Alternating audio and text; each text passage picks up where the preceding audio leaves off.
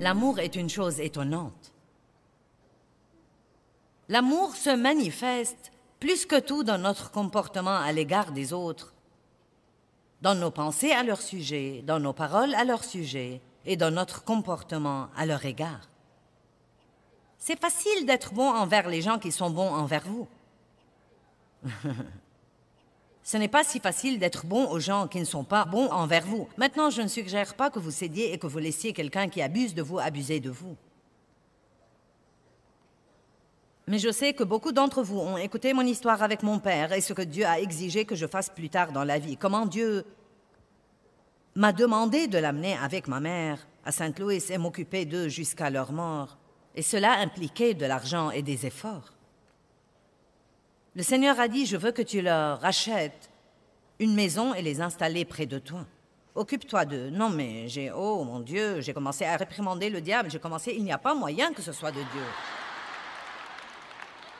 Parce que mon père avait abusé sexuellement de moi pendant tant d'années et ma mère, dans son innocence, elle craignait, donc elle n'a rien fait. Et donc ma mère, elle savait, mais elle a laissé ça arriver. Et donc je n'avais pas de très bons sentiments d'affection envers ni l'un ni l'autre. Maintenant, je leur avais officiellement pardonné.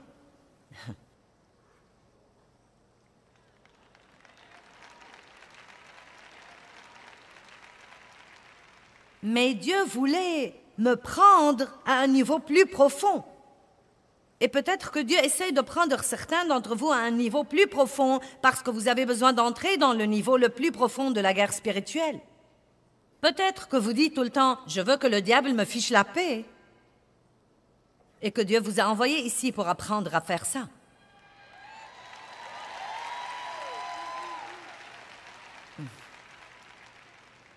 Je vais faire avancer rapidement cette histoire et la raconter, car si vous regardez mon programme, vous l'avez écouté de toute façon.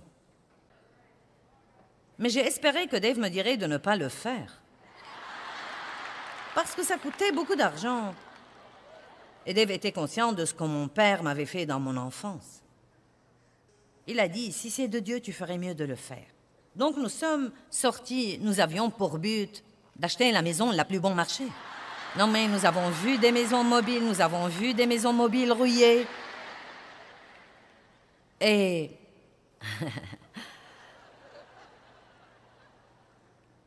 Mais Dieu n'a pas accepté. Nous avons dû leur acheter la petite maison la plus mignonne. Et c'était précisément à 8 minutes de notre maison. Et ensuite, ils devaient avoir une voiture. Et ensuite, ils devaient avoir des meubles. Et on devait leur acheter leur épicerie toutes les semaines. Et on devait aider à nettoyer. Et on devait les prendre à leur rendez-vous chez le médecin. Et il n'y avait rien en moi qui voulait s'embarquer dans tout ça parce que je suis une femme occupée qui court le monde et enseigne l'amour aux gens.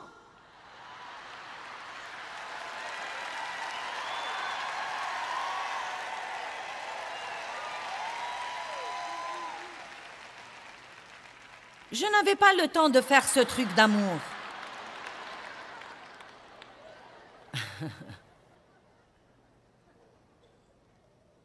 Oh mon Dieu! Je crois que nous sommes instruits bien au-delà de notre niveau d'obéissance parfois. Donc, ça a pris un peu de temps, mais mon attitude est devenue bonne. Et j'avais un peu l'impression que je faisais quelque chose de bien plus puissant que je ne m'en rendais compte. Vous devez comprendre que ce n'est pas parce que vous n'aimez pas ça qu'il n'y a pas quelque chose d'absolument étonnant qui a lieu dans l'esprit. Il y avait quelque chose d'étonnant qui avait lieu dans l'esprit. Il y avait en fait une libération qui avait lieu dans l'âme de mon père. Il ne s'était jamais repenti de ce qu'il m'avait fait. Il n'avait jamais dit qu'il était désolé. Il n'y avait jamais fait face. Il n'était pas sauvé. Après 3 ans de m'occuper de lui, ma mère a appelé et a dit « Ton père pleure depuis 3 semaines. Il a demandé si tu pouvais passer. » Je suis passée, il pleurait. Dave était avec moi. Il a dit « J'ai besoin de te dire que je suis si désolée de ce que je t'ai fait quand tu étais petite. » Il a dit, ça fait 3 ans que je veux te dire quelque chose, depuis l'époque où nous avons acheté la maison. Il a dit, ça fait 3 ans que je veux te dire quelque chose, mais je n'avais pas le courage. Il a regardé Dave et a dit, Dave, je suis si désolé, je sais que tu es au courant de ça. La plupart des hommes m'auraient tué, mais tu n'as fait que me montrer de l'amour.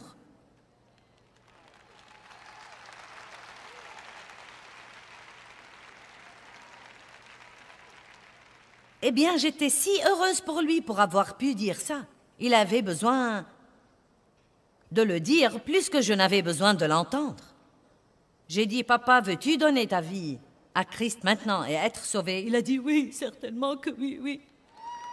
Et donc, il a reçu Christ. Il nous a demandé de le baptiser. Nous l'avons baptisé et je me suis rendu compte plus tard que je croyais que j'achetais une maison, mais j'achetais une âme. Et je ne l'ai pas acheté par l'argent, je l'ai acheté par l'amour. L'argent était un à côté. Le motif était l'amour. Et vous savez quoi? Dieu a acheté des âmes par l'amour aussi. Il vous a acheté, il m'a acheté. La Bible dit que nous ne nous appartenons pas, nous avons été achetés à un grand prix. Allez. Et il y a des âmes tout autour de vous que certains d'entre vous pourraient acheter au travail, dans votre voisinage, simplement en faisant le sacrifice de marcher dans l'amour avec elles, en les encourageant, en leur faisant un compliment, en priant pour elles, en les aidant si elles ont un besoin physique, en faisant de petites choses pour elles. Ne croyez pas que votre autocollant et la croix autour de votre cou impressionnent les gens dans votre voisinage. Sortez et commencez à les aimer.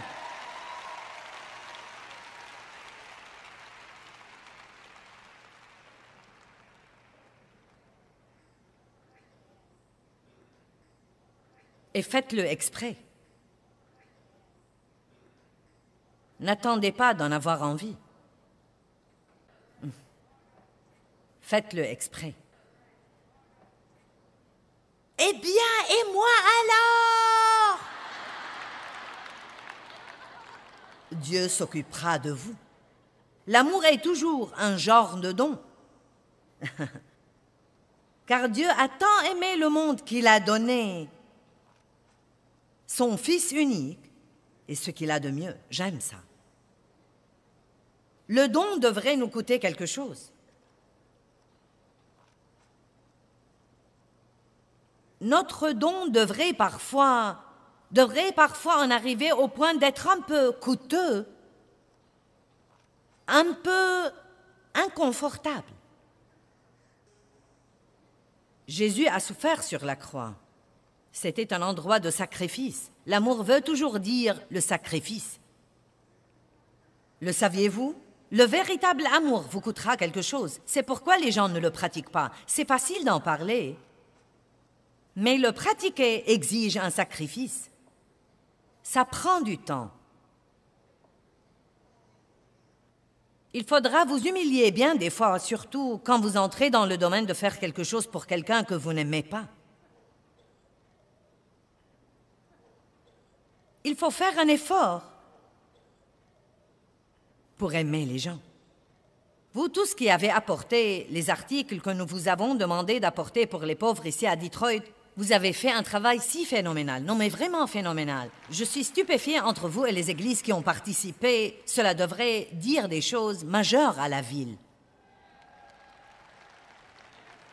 Non mais nous avons des pièces remplies de trucs.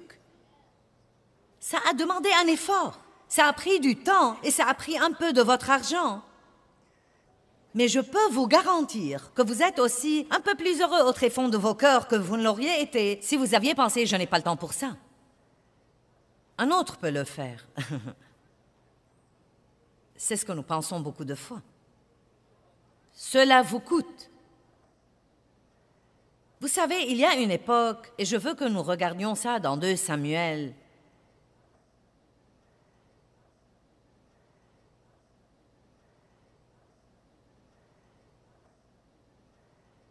24. 2 Samuel 24, verset 18.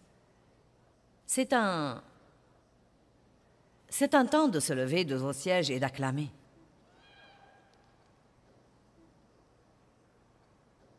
« 2 Samuel 24, 18.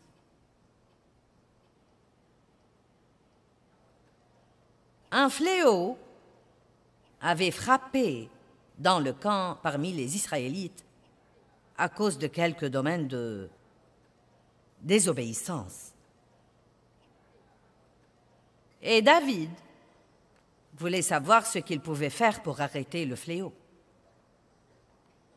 Et le prophète, le voyant, est venu auprès de David et lui a dit qu'il devait prendre un endroit et y offrir des sacrifices et que Dieu arrêterait le fléau. Que tout le monde dise sacrifice. Donc dans le verset 18, et Gad alla trouver David et il lui dit, monte ériger un autel au Seigneur dans l'aire d'Arauna le Jébusite. Et David monta comme l'avait dit Gad selon l'ordre du Seigneur. Et Arauna regarda et vit le roi et ses serviteurs qui s'avançaient vers lui. Et Arauna sortit et se prosterna devant le roi, la face contre terre. Et Arauna dit, pourquoi mon seigneur le roi vient-il vers son serviteur? Et David répondit, pour acheter de toi l'air, afin d'y bâtir un autel au Seigneur. Ainsi le fléau sera retenu loin du peuple. Et Arauna dit à David, je veux que vous compreniez ceci. Que mon seigneur le roi prenne et offre ce qui lui plaît. Tu vois, les bœufs fourniront l'holocauste et les instruments de battage, et l'attelage des bœufs fourniront le bois. Tout cela, ô roi, Arauna te le donne, roi David. Et Arauna dit au roi que le Seigneur, ton Dieu, veuille t'agréer. Donc il voulait lui donner tout ce dont il avait besoin gratuitement. Nous aimons les trucs gratuits, n'est-ce pas? Mais vous savez quoi, parfois ce n'est pas le chemin à suivre. Parfois vous devez dire, non, je veux que ça me coûte. Car vous savez quoi? Quand les choses ne vous coûtent rien, elles ne comptent pas beaucoup pour vous. Et David a dit la chose la plus étonnante au verset 24. Mais le roi dit à Arauna, non, je tiens à l'acheter pour un prix. Et je ne veux pas offrir au Seigneur, mon Dieu, des holocaustes qui ne me coûtent rien.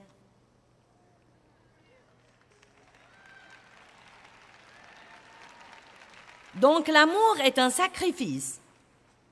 Et quand j'ai aimé mon père de cette façon-là, c'était un sacrifice énorme pour moi. Et je l'ai fait pour Dieu. Je ne l'ai pas fait parce que je voulais le faire. Je ne l'ai pas fait parce que j'en avais envie. Je l'ai fait pour une raison et une seule raison, parce que je croyais vraiment et de tout mon cœur que Dieu m'avait dit de le faire.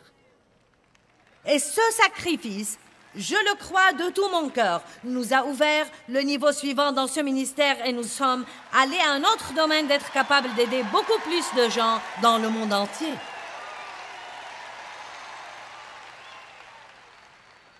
Le sacrifice apporte toujours une récompense. S'il est fait avec un cœur pur, il apporte toujours une récompense. Et ensuite, un professeur m'a dit quelque chose de très intéressant sur ce verset, il y a 2 ou 3 jours. Il a dit, tu sais, géographiquement, ces terres de battage étaient au même endroit où était le mont Moria, où Abraham a offert son fils Isaac. C'était géographiquement au même endroit où était la Golgotha, où Jésus a été sacrifié sur la croix. C'était au même endroit où le temple de Salomon a été bâti et où Christ reviendra quand il viendra pour la 2e fois. Est-ce que vous comprenez ça? Le lieu du sacrifice est toujours le lieu de la gloire.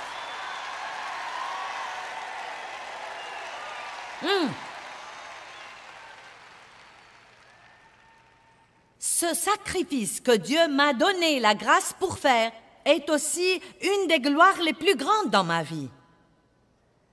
C'est une de mes percées les plus grandes. C'est un de mes succès les plus grands d'être capable de montrer l'amour à mon père et de laisser Dieu me prendre à un niveau de maturité spirituelle où je pouvais montrer à mon père ce genre d'amour après ce qu'il m'avait fait. Et c'est pour moi une gloire plus grande que d'avoir ce ministère mondial.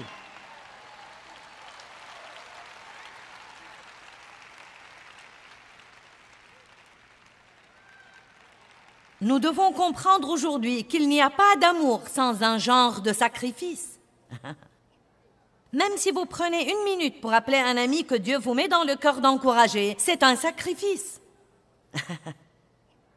Si vous prenez le temps d'écrire une carte à quelqu'un parce que vous voulez l'encourager ou le remercier, c'est un sacrifice. Vous avez dû sacrifier du temps et faire un effort. Et je déteste le dire si franchement, mais il y a tant de chrétiens qui sont en réalité des chrétiens si égoïstes et si égocentriques qu'ils ne prennent pas le temps de faire quoi que ce soit pour quelqu'un d'autre, mais ils sont fâchés tout le temps parce qu'ils croient que personne ne fait assez pour eux.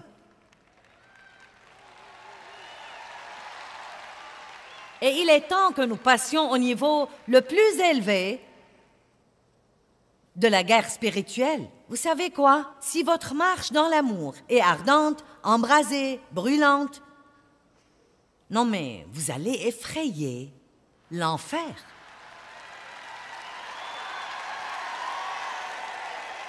Et pas seulement ça, écoutez-moi, c'est tellement amusant. Non mais je suis sérieuse, j'aime vraiment donner, car maintenant je vois spirituellement ce que c'est. Je ne le comprenais pas vraiment pendant longtemps, mais c'est le secret spirituel le plus grand dans la parole de Dieu. Nous surmontons le mal par le bien.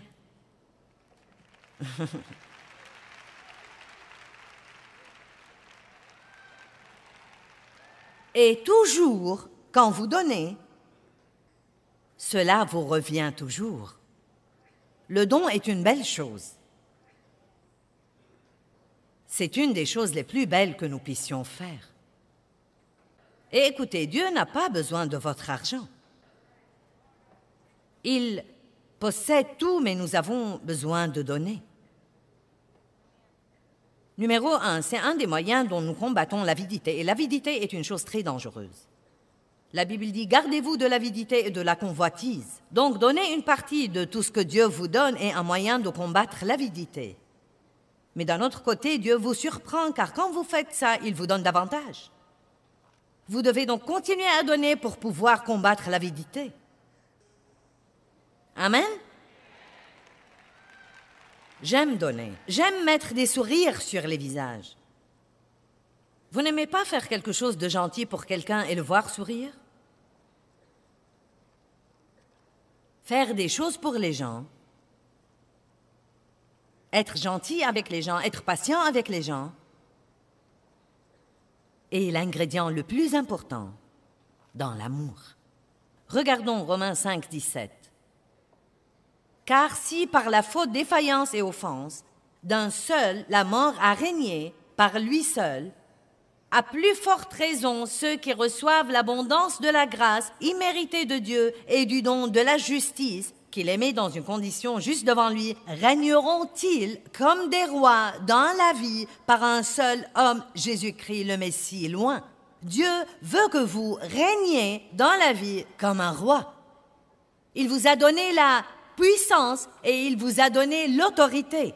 Les rois ont non seulement la puissance, mais encore l'autorité. Le diable a la puissance, mais vous avez la puissance et l'autorité. Parce que Dieu l'a désarmé sur la croix. Dieu vous a donné son autorité. Maintenant, un roi, un bon roi qui règne sur un pays, ou un bon président d'une nation, ou une bonne reine d'une nation, sont censés être bons envers leur peuple. C'est en fait leur travail, veiller à s'occuper de leur peuple. Cela ne veut pas dire qu'ils volent au peuple tout ce qu'il a par la taxation, jusqu'à ce qu'il ne lui reste rien, et qu'ils fassent ce qu'ils veulent. Maintenant, un ancien roi en Russie et un ancien roi en France ont expérimenté la révolution. le peuple s'est finalement carrément retourné contre eux parce qu'il était si affamé et il était si misérable et si pauvre et le roi vivait si grassement que le peuple s'est révolté contre lui. Nous sommes des rois, des reines et des prêtres pour notre Dieu. Et notre travail, comme prêtre pour Dieu et roi dans le royaume de Dieu, est de s'occuper du peuple de Dieu. S'ils ont faim, leur donner à manger. S'ils ont froid, les couvrir. S'ils n'ont rien à se mettre, les habiller. S'ils sont découragés, faire tout pour les encourager. S'ils ont besoin d'aide, faire tout pour les aider. S'ils ne peuvent pas payer leur loyer, les aider à le faire. Allez!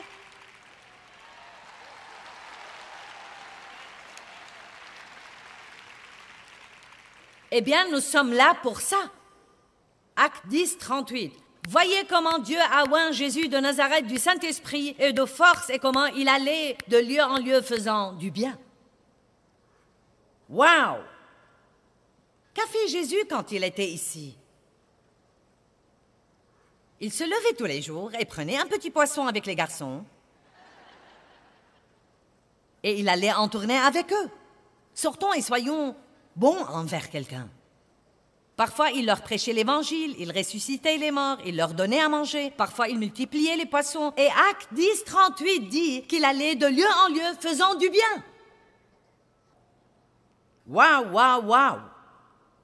Et si vous vous levez demain et qu'on vous dise « Que vas-tu faire aujourd'hui ?» Dites « Je vais bénir autant de gens que possible. Je vais faire du bien. »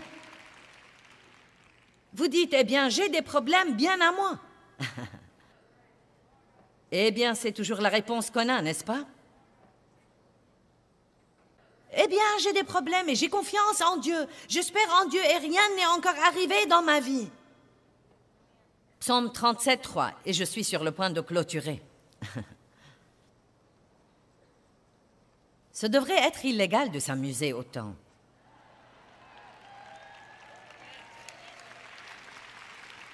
Êtes-vous prêts? Ayez confiance. Appuyez-vous, comptez et soyez confiants dans le Seigneur et... Quoi? Quoi? Quoi? Il y a le double paquet qui assomme le diable chaque fois. Faire confiance à Dieu, faire le bien. Faire confiance à Dieu, faire le bien. Vous avez un problème? Faites confiance à Dieu. Pendant que vous attendez sa délivrance, faites le bien. Eh bien, je crois qu'apprendre à aimer comme Dieu nous aime est notre arme secrète la plus grande. Et c'est la forme la plus élevée de la guerre spirituelle. Et je crois que c'est surtout puissant quand nous choisissons d'aimer les gens qui nous ont blessés.